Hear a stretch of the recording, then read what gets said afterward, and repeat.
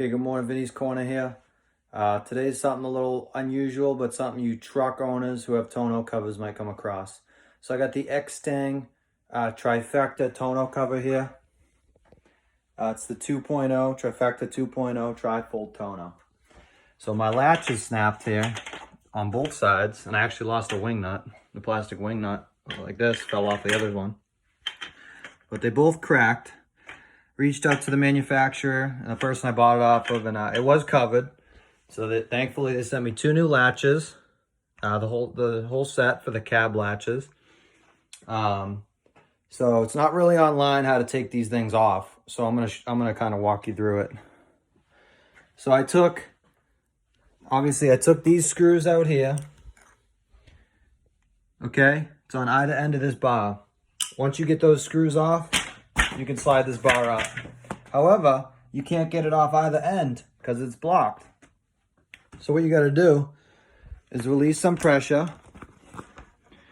Once you get this this hinge bolt out, okay, this nut and screw, you're able to flex this, okay, and thus you're able to get the tarp off. So you can wedge this out, kind of like a Jeep Wrangler has a top. This can come out, okay? Once that's out, you can easily get to this little screw, this little guy that was back here. It's up under here.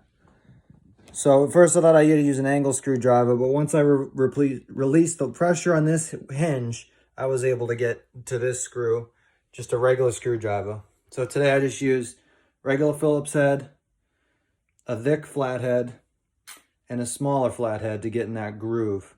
So all I did, after this hinge bolt and this smaller screw in the back here were out, I hit this, see this little notch?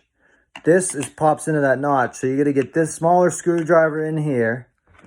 And as you're wedging the smaller screwdriver in here, all you gotta do is pry up a little bit right here, just little by little, not too much because you could damage that plastic.